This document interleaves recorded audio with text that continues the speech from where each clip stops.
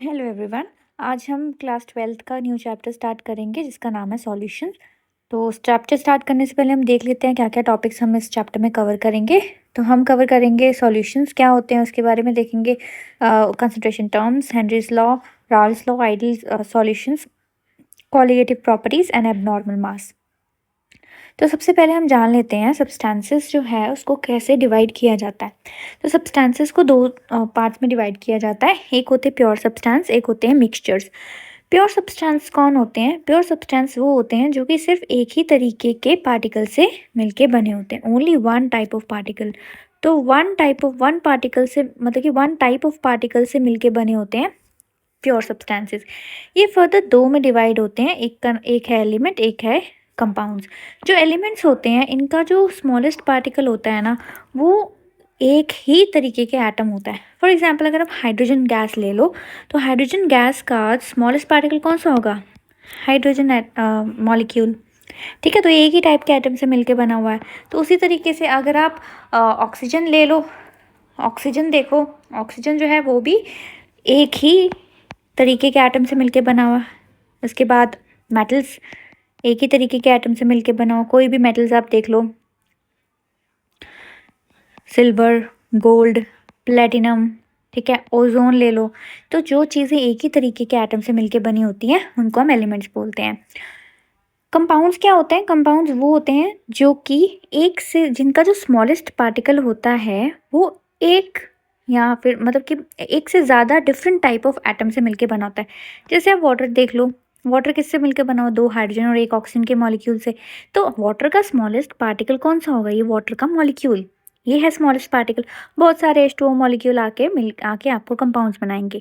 तो ये भी क्या है? ये भी प्योर सब्सटेंस है। ऑन द अदर हैंड आपके मिक्सचर्स क्या होते हैं? मिक्सचर्स जो होते हैं वो दो या दो से ज़्यादा प्योर सब्सटेंस के मिलने पे बनते हैं। ये फर्दर दो टाइप के होते हैं, एक होता है होमोजीनियस मिक्सचर, एक होता है हेट्रोजीनियस मिक्सचर। होमोजीनियस मिक्सचर्स वो होते हैं जिनमें की जो कॉम्पोजिशन होती है वो यूनिफॉर्म होती है। कॉम्पोजिशन जो है वो यूनिफॉर्म होती है थ्रू आउट द मिक्सचर। जैसे कि अगर आपने सॉल्ट को वाटर में डिज़ोल्व कर दिया तो आप कहीं से भी पानी पी लो, यहाँ से पानी पी लो या फिर यहाँ से, मतलब कि यहाँ का और यहाँ का जो टेस्ट होगा वो एकदम सेम होगा। वो क्यों सेम होगा? क्योंकि कॉम्पोजिशन यूनिफॉर्म है। ये क्या होते हैं? ये होते हैं होमोजीनियस मिक्सचर्स। फिर आता है हेट्रोजीनियस मिक्सचर्स। हेट्रोजीनियस मिक्सचर्स कौन से होते हैं? जो कि जिनका कि कॉम्पोजिशन नॉन यूनिफॉर्म होता है थ्रू आउट द मिक्सचर। जैसे कि सपोज कर लो कि आपने वाटर के अंदर सैंड डाल दी, तो सैंड मोस्टली नीचे सेटल डाउन हो जाता है आफ्टर सम टाइम। और अगर आप चेक करोगे तो दोनों का ही डिफरेंट जो होगा कॉम्पोजिशन रहेगी। ठीक है, कोलॉइड्स भी एक और हेट्रोजीनियस मिक्सचर्स होते हैं। एग्जाम्पल आप मिल्क ले लो, तो जो मिल्क होता है उसके पार्टिकल्स बड़े बड़े होते हैं, स्मॉल नहीं होते। सॉल्यूशंस के पार्टिकल्स बहुत स्मॉल होते हैं, कोलॉइड्स के पार्टिकल बड़े होते हैं, सस्पेंशन के सबसे ज़्यादा होते हैं। कोलॉइड्स के पार्टिकल्स बड़े बड़े होते हैं। और अगर आप इसमें एग्जाम्पल देखोगे तो मिल्क एग्जाम्पल है। मिल्क क्या होता है? फैट ग्लोब्यूल्स होते हैं, वो वाटर के अंदर प्रेजेंट होते हैं। तो सॉल्यूशंस क्या हुए? Solutions are the homogeneous mixtures of two or more than two components. दो कंपोनेंट कौन कौन से होते हैं? सॉल्यूट जो होता है और सॉल्वेंट होता है। सॉल्यूट जो होता है वो स्मॉलर क्वांटिटी में प्रेजेंट होता है और सॉल्वेंट लार्जर क्वांटिटी में। फॉर एग्जांपल अगर आपने वाटर लिया है तो वाटर क्या होगा? लार्जर क्वांटिटी में होता है, तो ये हो गया सॉल्वेंट। और अगर आपने इसके अंदर सॉल्ट डाला है तो ये हो गया सॉल्यूट। फिर उसके बाद में आता है टाइप्स ऑफ सॉल्यूशंस। सॉल्यूशंस के फिर नेक्स्ट आता है दो कंपोनेंट्स का। अगर आपके सॉल्यूशन में दो कंपोनेंट्स हैं तो उसको हम वैसे सॉल्यूशन को हम बोलते हैं बाइनरी सॉल्यूशन। ऐसे तो आप कितने भी टाइप ऑफ मतलब कितने भी different type of pure substances मिलके आप सॉल्यूशन मिक्सचर्स बना सकते हो। तो दो कंपोनेंट वाले सॉल्यूशन को हम बोलते हैं बाइनरी सॉल्यूशंस। तो जैसे आप यहाँ पे देख लो, solid solution, solid solution, liquid solution, gaseous solution. Solid solution में जो सॉल्वेंट होते हैं वो सॉलिड होते हैं, लिक्विड सॉल्यूशन में जो सॉल्वेंट होते हैं वो लिक्विड होता है, और गैशियस सॉल्यूशन में जो सॉल्वेंट होता है वो गैशियस होता है। तो अगर सॉलिड को सॉलिड के साथ मिक्स किया जाए तो कैसा सॉल्यूशन बनता है? अलॉयज़ बनते हैं। सॉलिड सॉल्यूशन बनते हैं, इसका हम नाम बोलते हैं अलॉयज़। अलॉयज़ के एग्जाम्पल देखो आप, जैसे ब्रास हो गया, ब्रॉन्ज हो गया, जर्मन सिल्वर हो गया, ये जो होते हैं ये आपके पास अलॉयज़ होते हैं। अलॉयज़ क्या होते हैं? ये होमोजेनियस मिक्सचर्स हैं ऑफ 2 और मोर देन 2 मेटल्स और नॉन मेटल्स, ठीक है। लेकिन इसमें हम लोग सॉलिड सॉल्यूशन में आपके मेटल्स वाले आ जाएंगे। फिर नेक्स्ट आता है लिक्विड इन सॉलिड, जैसे हाइड्रेटेड सॉल्ट हो गया, मरकरी इन सोडियम हो गया, मरकरी लिक्विड है, सोडियम सॉलिड है। Gas in solid, hydrogen in platinum या पैलेडियम। फिर solid in liquid, salt in water, liquid in liquid, methanol in water, right, methanol in water या ethanol in water हो गया। Gas in liquid, अब देखो aerated drinks होते हैं, उसके अंदर कार्बन डाइऑक्साइड भरी होती है लिक्विड में, तो वो क्या हो गया, वो एरेटेड ड्रिंक्स हो गया, वो भी क्या हो गया, लिक्विड सॉल्यूशन।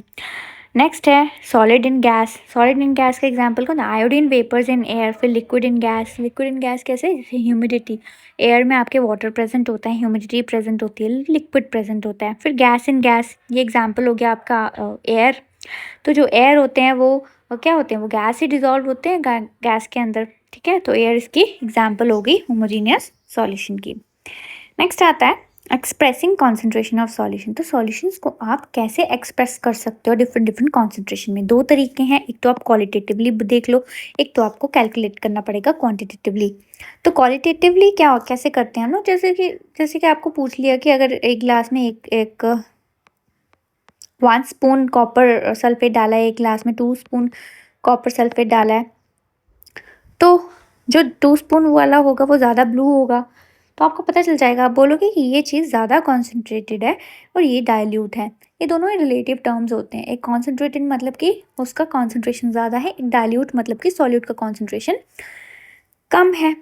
उसी तरीके से अगर आप बोलोगे कि अगर आपने मान लो कि शुगर डिज़ोल्व किया वाटर के अंदर, तो आप देखोगे ये एक में अगर आपने 2 चम्मच डाला तो वो ज़्यादा मीठा होगा, ज़्यादा कॉन्सेंट्रेटेड होगा। एक में कम है तो कम डाइल्यूट बोलोगे आप उसको, ठीक है। तो ये क्वालिटेटिवली डिटरमाइन ऐसे हम लोग करते हैं।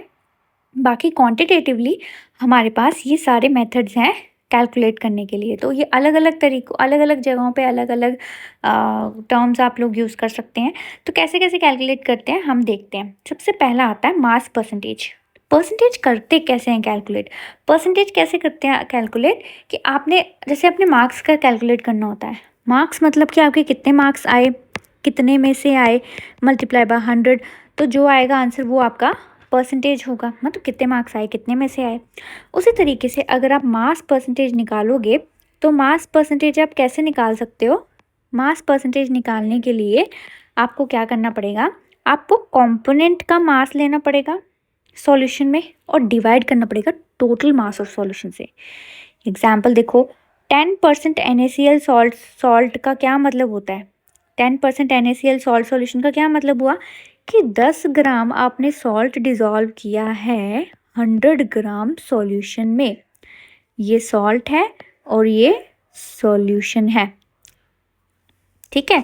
नेक्स्ट आता है वॉल्यूम परसेंटेज। ये भी बिल्कुल उसी के जैसा है, ऐसे वॉल्यूम ऑफ कंपोनेंट लिया और आपने डिवाइड में लिया वॉल्यूम ऑफ सॉल्यूशन।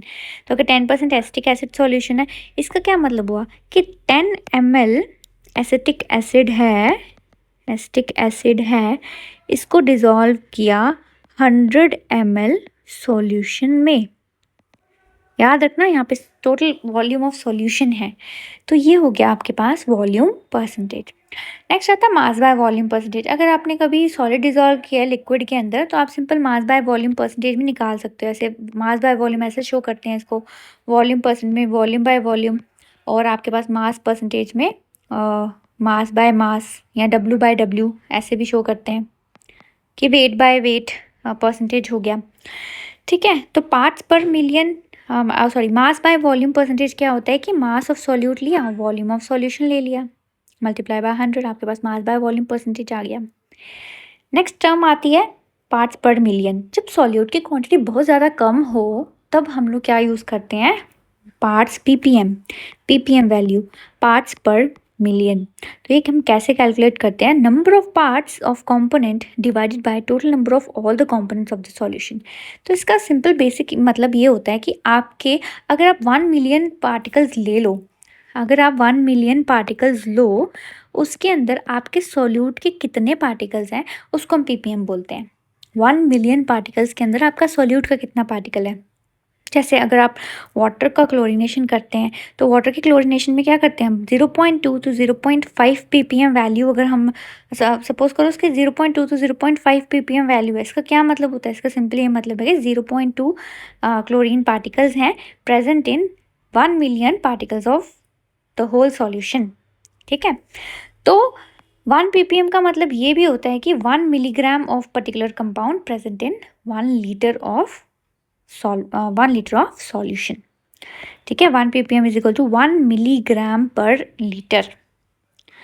नेक्स्ट हमारे पास आता है मोल फ्रैक्शन। मोल फ्रैक्शन हम काफ़ी ज़्यादा यूज़ करते हैं। तो मोल फ्रैक्शन कैसे कैलकुलेट करते हैं, ये number of moles of the component divided by total number of moles of the component. यानी कि सपोज करो कि आपके पास 2 कंपोनेंट्स हैं, एक कंपोनेंट 1 है और एक कंपोनेंट 2 है।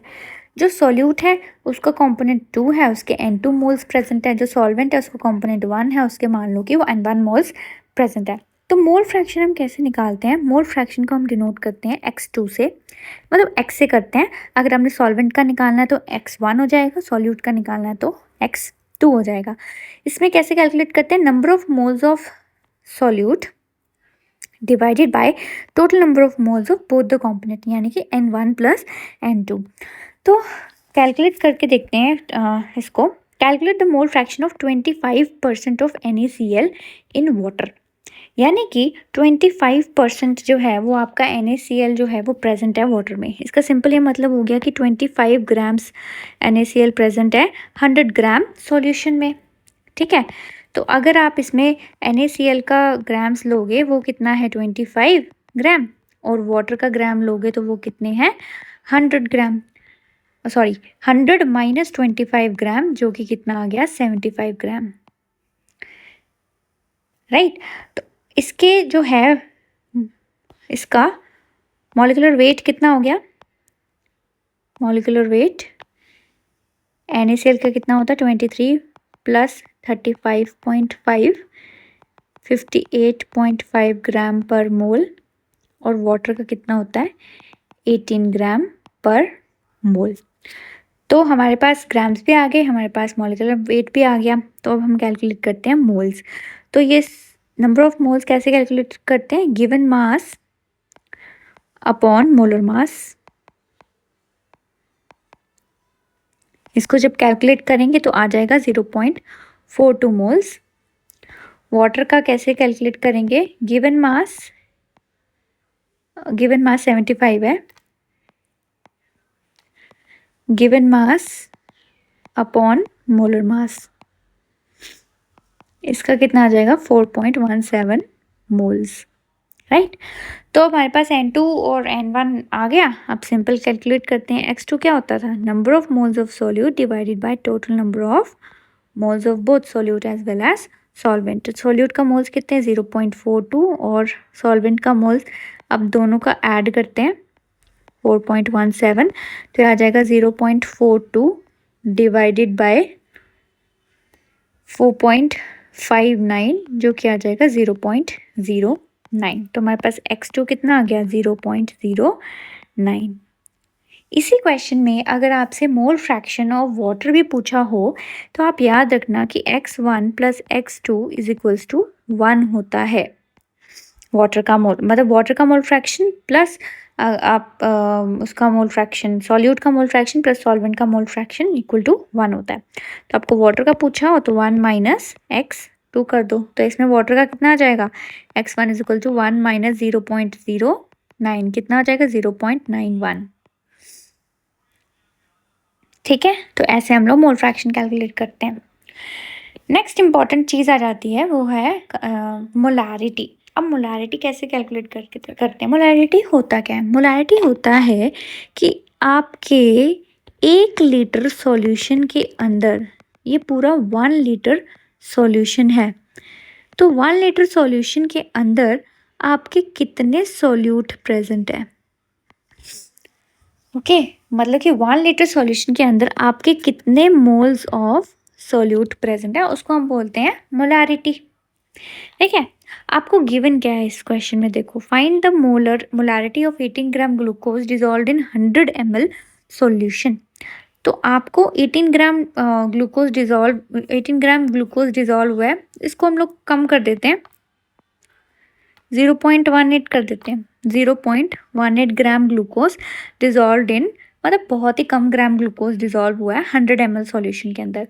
तो हम कैलकुलेट करते हैं कि इसका कितना हो जाएगा। तो आपको गिवन है ग्लूकोज का 0.18 ग्राम।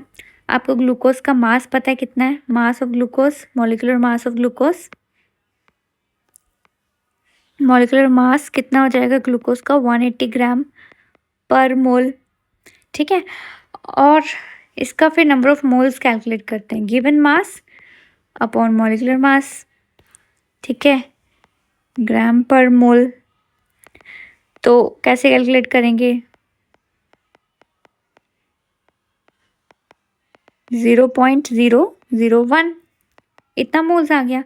तो मोलैरिटी कैसे कैलकुलेट करेंगे, given moles divided by volume of solution in litres. याद रखो ये लीटर्स में है, तो ये 100 ml है, तो 100 ml है तो इसको लीटर में कन्वर्ट करने के लिए मल्टीप्लाई करना पड़ेगा 1000 से। ठीक है, तो ये कैंसिल हो गया, हमारे पास 0.01 मोलर सॉल्यूशन आ गया। ऐसे हम इसको कैलकुलेट करेंगे। ठीक है, तो मोलैरिटी क्या होती है, मोलैरिटी होती है moles of solute, number of moles of solute present in 1 litre of solution. पूरे सॉल्यूशन में कितने मोल्स प्रेजेंट है सॉल्यूट के। सिमिलरली एक और आता है कंसंट्रेशन टर्म, मोलैलिटी। अभी मोलैरिटी और मोलैलिटी में से मोलैलिटी ज़्यादा सही है, क्यों, अगर आप देखो टेम्परेचर बदलोगे तो क्या हो जाएगा, उसका वॉल्यूम जो है वो चेंज हो जाता है, वॉल्यूम में थोड़ा बहुत फ़र्क पड़ जाता है। लेकिन मोलैलिटी में हम लोग यूज़ करते हैं मास ऑफ सॉल्वेंट, यानी कि अगर हम फिर से ये बनाएं तो इसमें अगर मान लो कि आपका 18 ग्राम ग्लूकोज है, वो डिज़ोल्व कर दिया हमने 1000 ग्राम सॉल्वेंट के अंदर, यानी कि 1000 ग्राम हमने क्या लिया, सॉल्वेंट, ये है सॉल्वेंट, वाटर ले लिया, और सॉल्यूट कितना ले लिया, 18 ग्राम ले लिया सॉल्यूट। तो फिर इसकी हम मोलैलिटी कैसे कैलकुलेट करेंगे, तो आपको मास गिवन है, कितना गिवन है, 18 ग्राम। मोलर मास आपको पता है, मॉलिक्यूलर मास कितना है, 180 ग्राम पर मोल। तो हम कैसे कैलकुलेट करेंगे, इसके मोल्स क्या होते हैं, given mass upon molecular mass, कितना आ जाएगा, 0.1 मोल्स। ठीक है, तो मोलैलिटी क्या होती है, molality is equals to number of moles divided by solvent, mass of solvent in kg. तो आपको ग्राम्स में दिया हुआ है सॉल्वेंट, 1000 ग्राम मतलब कि 1 kg। ठीक है, कैंसिल हो गया और आपके पास मोलैलिटी कितनी आ गई, 0.1 मोलर। राइट, तो ऐसे हम ये वाले सॉल्व करते हैं।